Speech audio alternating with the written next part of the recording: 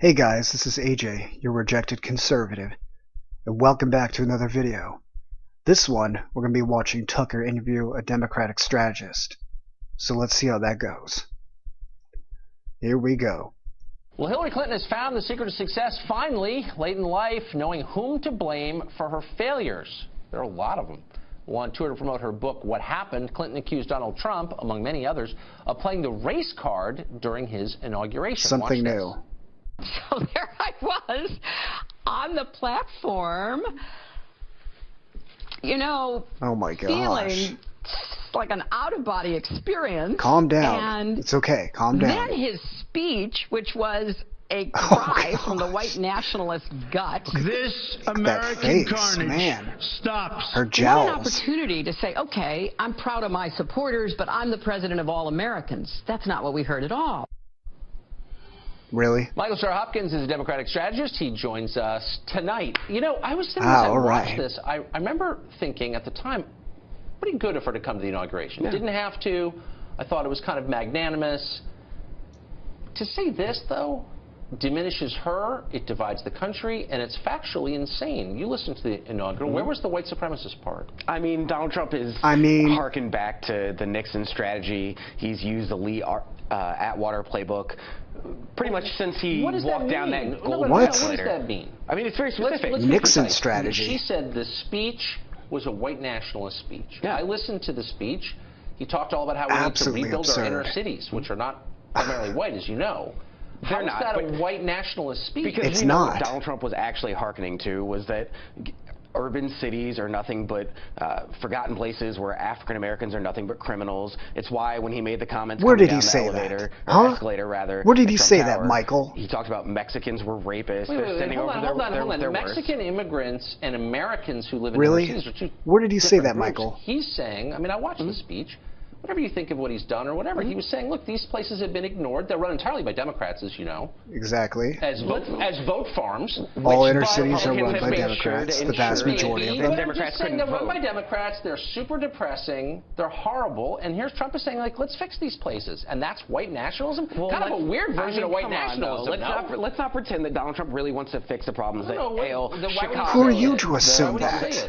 Because he says he is. Why do you doubt it? Talk about how we need to send more money to Detroit? No, because I mean, like, it doesn't make any sense. Because think about it, Chicago. He often uses Chicago as his fallback to why urban areas have been forgotten, why black people should vote for him. As he said in his own words, vote for me. What else do you have to risk? Let's just apply logic here, just really quick. I know it never happens in Washington.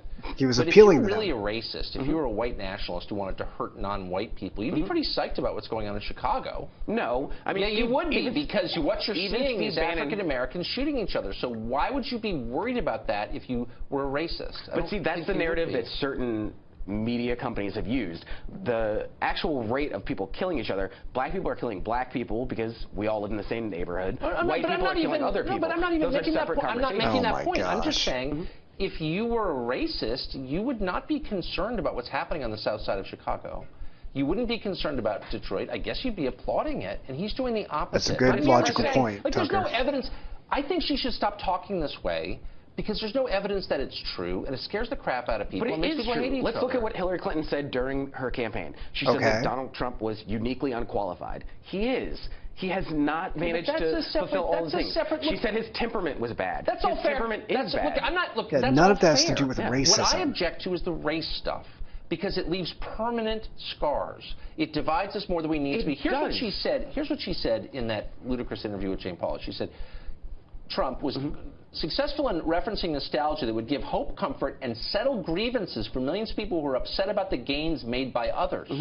Let's look specifically at what you're saying is millions of white people, Pauley said. Millions of white people, yeah, Clinton replied. Now imagine if Mitt Romney had said in a post-election interview, you know, I lost because of millions of resentful black people. Yeah, if he did. We're setting up the double standard After he lost the election, he came out and said, the reason I lost is because Obama was willing to give to takers and I wasn't. If he had said, Millions of resentful black people voted for me. That's because not they don't like whites. racism. Mitt Romney, that's a disgusting thing to say. I never would have stood by while he said something like that. That's not willing to get to the takers. She said that. I mean, blaming people by their race. How do you construe that as racist? He didn't mention black. Blaming people by their race specifically. She says it right here. Hold on, millions of white people. Let's look specifically. Making America Great Again. It's in the transcript, buddy. From Nixon. Why don't you put your eyes on it and look at it? The campaign slogan of Donald Trump was the campaign slogan that Richard Nixon used to divide people by races. It's a pretty obvious one. I mean, let's take our country back. Where did that come from? The country's in decline. Any person awake who's like, I'm in my late 40s, I've lived it. Everyone knows that. It's not racist to note that. It's also not racist to note that rich people, all of whom are liberal, by the way, have a disproportionate. The Mercers aren't Democrats. Many are liberal. Some rich conservatives, but there are quite a few Republican rich people. Look at the exit polling. But many of them are liberal. Okay, there are some, but I'm just saying it's overall, a hipster thing with the left. They have a disproportionate amount of power. Never before in American life has power been concentrated in fewer hands than it is now. I agree with you. So Trump ran against good job. It's nothing with race at all. And all of a sudden he's a white nationalist? Like, what you're missing is what's actually happening in America. I agree with you. Democrats need a more economic message. You think? Oh my gosh. Seriously? Millions of white people. You just figured this out? I don't think you should be allowed to dismiss people on the basis of their race. Like, we should just say that's the rule. Millions of white people. I think we should stop right there. If I was doing the interview, I'd say, whoa, wait a second. But what did you just say? Hillary Clinton didn't dismiss people by their race. Yes, she did. She did. It's in the transcript. You numbnuts. You're giving a portion, half of a sentence of what she said. I read the entire paragraph. What she's saying is people were upset about gains made by others. Resentment. They didn't like. Tucker's got the transcript. You don't.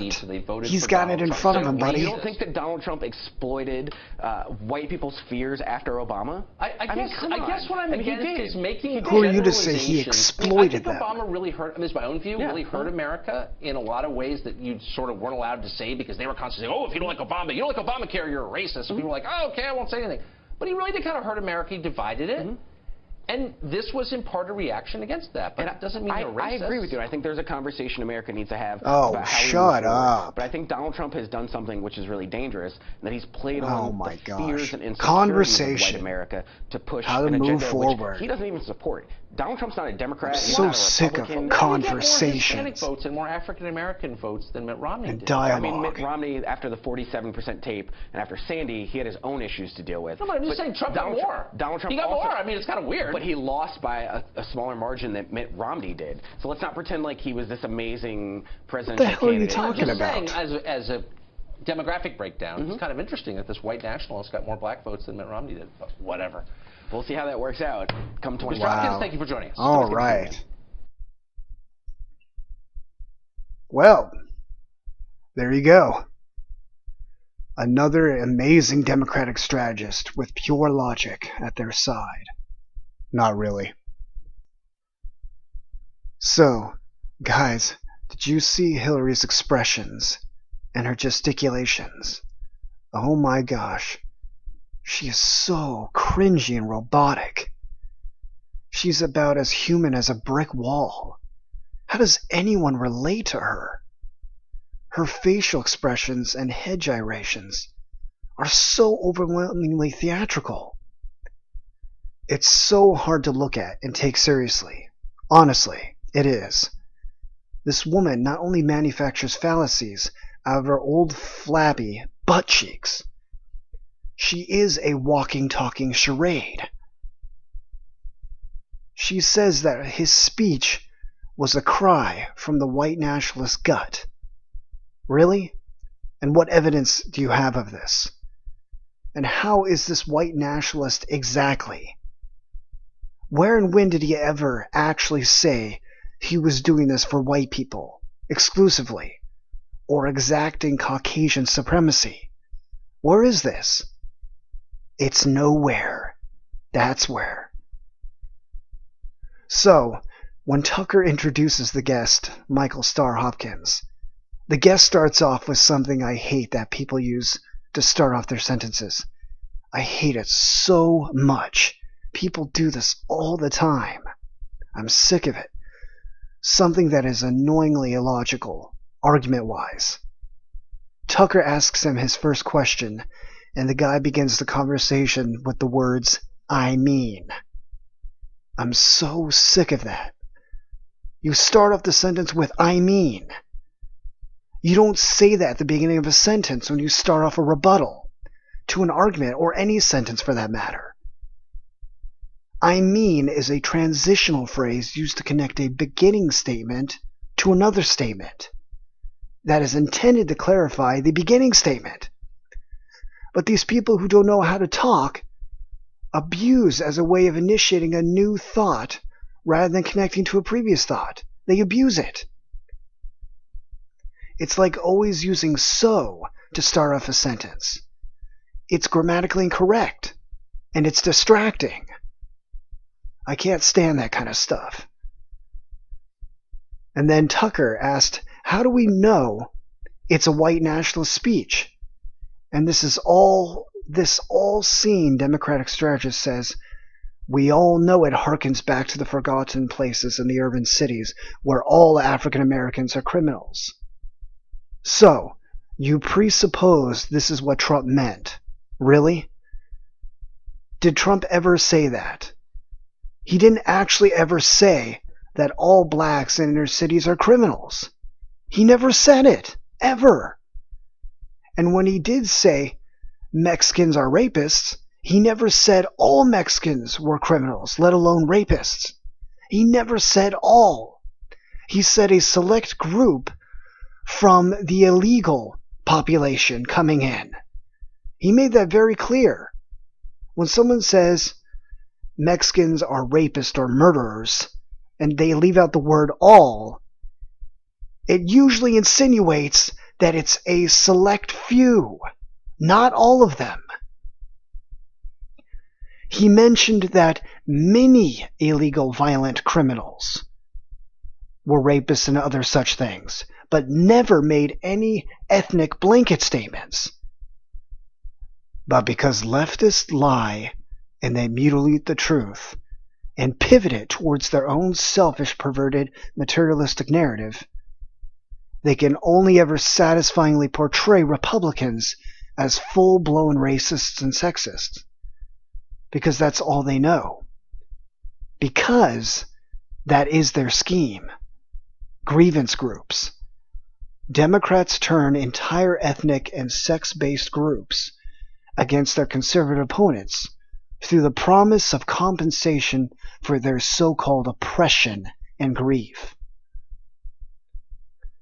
And again, the Democratic strategist, presupposing that Donald Trump doesn't want to help the inner city of Chicago and make the lives of impoverished blacks better. Who is this guy to assume Trump is anti-black when Trump has made no such statements or claims that are conspicuously anti-African American? See, they have no proof of such a thing as this. And so simply put, they have to lie and manufacture absurd accusations to justify their delusions that conservatives are somehow naturally racist, when in reality, the opposite is quite true. The Democratic Party was founded in the continuation of African American enslavement. Anyone can look this up, and if they don't, they are intentionally ignorant. Ergo, this proves that this guy has proven himself a liar, and therefore his argument thus deemed logically invalid. Trump says for blacks to take a risk in voting for him to solve problems of poverty, and he meant it. He told him, you could take a risk for voting for me. But somehow, this is racist. How's the racism in President Trump appealing to blacks, promising them that he will bring them out of their poverty, offering them a new, real solution to their economic disparity? Where is the racism in that statement for them to take a risk in voting for him? Again, there is none. When Democrats have failed the black communities of this country, pretty much about 100% of the time, then conservatives look pretty freaking good. Nothing Trump has said can even be remotely logically construed as racially discriminatory to African Americans? Nothing. And then we have this thing. Obama was willing to give to takers and I wasn't, is what Trump talked about post-election. Obama was willing to give to takers, and Trump said, I wasn't. I was not willing to. This is the statement that this guy uses to insinuate that Trump is a racist. Michael Starr Hopkins, this Democratic strategist, says that Trump is racist based on this word takers, because that's all he has. Are you serious? This is as close to accusing Trump of racism as this Democratic strategist could get to. And this statement makes no reference to blacks anyway. It talks about freaking entitlement recipients and other miscellaneous various people who take advantage of our system.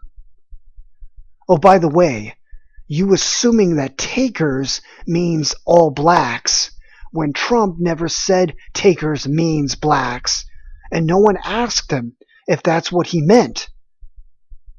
So that means that this black Democratic strategist has proven that he has interpreted Trump's word of takers as meaning blacks who take advantage of the entitlement system, but omits the poor white people, the poor Hispanics, and the poor Asians, shows that this guy is actually racist against his own ethnicity.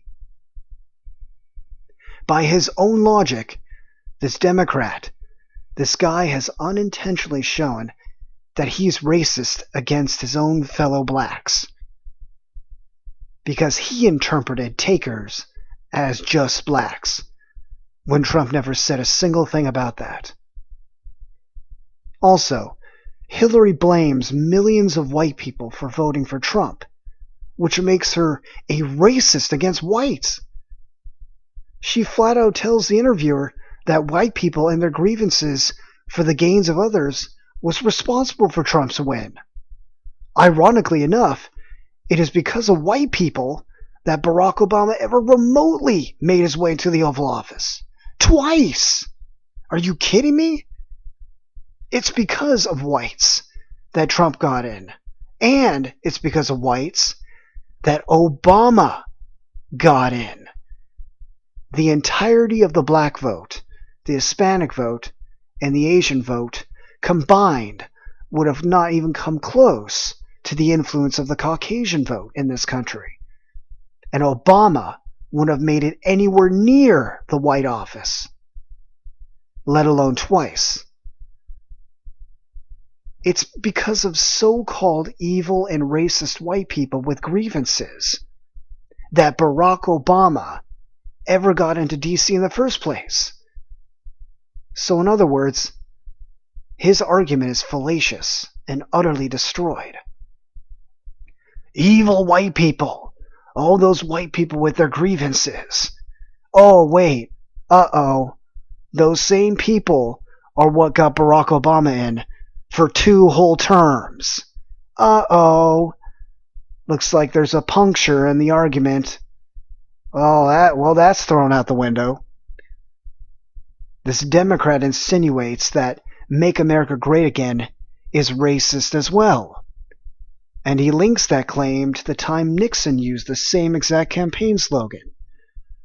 What this twit doesn't realize is that Ronald Reagan used the slogan as well. Trump derived the slogan not from Nixon, but from Reagan. So is this guy going to call Reagan racist as well? Is Reagan a racist? No. You see, Democrats make something sinister and malicious out of absolutely nothing because they don't have principle. When they have nothing to accuse or lambaste, they make an attack and they destroy. They create something to destroy when they have nothing to destroy. It's just in their little wicked nature. Another thing, Trump exploited white people, exploited their fears after Obama's terms, is what this strategist says. No, we conservatives operate on objective facts and evidence and statements, not what some schmuck Democrat thinks is actually going on in his own little subjective mind. Trump didn't exploit anyone. Did he address the fears? Yes. He didn't exploit them. People feared for the future of their country, which is what he was addressing. Another thing, I'm so sick of people, meaning liberals and Democrats, constantly saying we need to have a conversation about things and how to discuss how to move forward. You are conversing with Tucker right now. And move forward is such a garbage overused statement. It doesn't mean anything. Liberals don't mean anything by this. They don't want true progress. They want to rip everyone down with them. They want progress towards ultimate power while everyone is subjugated to them. They want progression into their own little modern-day form of feudalism. The Democrats being the nobles, and everyone else being the poor submissive serfs under their iron thumb. I'm sick of libs spitting off about needing more conversation and dialogue. I don't want any more conversations. I want things to get done, and done the right way. That's what we need. There's too much conversation. Way too much. You don't have conversations with liberals. It's a one-way street with them. They don't want a dialogue. Their definition of a dialogue is that you shut up and you just accept whatever they cram down your throat. That's their dialogue. That's their form of a conversation. But that's their way of trying to come off as accommodating and diverse and open-minded and willing to quote-unquote listen to the opposing side so they don't seem so close-minded when we all know they really are. Donald Trump did address the fears and grievances of those in the nation, but not because of race, but because of the economic uncertainties of our nation's future. That's why he did it. The man's a billionaire real estate mogul. It's what he does. Of course he thinks in terms of economics. It's been his whole life. The man has given no indication, no clear indication whatsoever that he's a racist. None whatsoever. And by the way, Trump appears to be a well-solidified Republican. I don't know about a hardcore Republican, but he seems pretty well solidified in what he is, for what he is, coming from being the Democrat back in, 2010, he converted. I don't believe he's a staunch conservative Republican. He is more of a big government, big business Republican. Though he did say he's going to cut down government size, clear the swamp, and he possesses a Presbyterian faith, which he also believes in a hard work ethic, and that power should be decentralized. And he has kept more promises, and he's done more things in his first 8 to 10 months as president than most conventional presidents do in 3 years or more. What lies ahead and how this president conducts his actions in tandem with his promises is really still yet to be seen, though he's proven to have already done many of his promises. Much of what is being held back by this president, though, is this disgusting swamp. It's called Congress. And much of the problem really doesn't lie with the Democrats so much but of these rhino pussbags, these Republicans like Lindsey Graham and Mitch McConnell and John McCain. Useless, dried up old weeds that need to be ripped from the lawn of government and chucked out. Their time in government is over. We need new blood. We need fresh conservative spirits who come in with a fire, a bonfire of conservatism in their hearts. That's what we need. We don't need old geezers, wrinkled and used up, who have but, if anything, a tiny ember of conservatism anywhere left in their heart and their mind, to be slouching around, just saying and doing enough to secure their incumbency. I don't want those people anymore. Who does? No one wants them. It's time these people are purged, because I believe Trump is more capable than we realize. He can do many more things than we realize, many more Republican things, of which we need to help this country and to secure the prosperity of its future. But it's not so much Democrats holding us back. We have the majority in the House and the Senate, and now the Oval Office. We got Gorsuch secured. But what's holding us back? We've realized the Republicans are a lot more establishment and entrenched than we ever imagined. Donald being elected has shown a bright light on these cockroaches, Republican cockroaches, who scurry about but never leave the house. You can try to stomp on them, kick them out, swap them with a mop, but they're not going to go anywhere until you kick them out via the voting boxes. And that's what we need. We need new, strong conservative voices to support the president's agenda, a conservative agenda, and not to be these people who've rotted out. Their zeal for conservatism has been hollowed out a long time ago, if they ever had it in the first place. We need to purge these people and get real people who know what they're doing in office.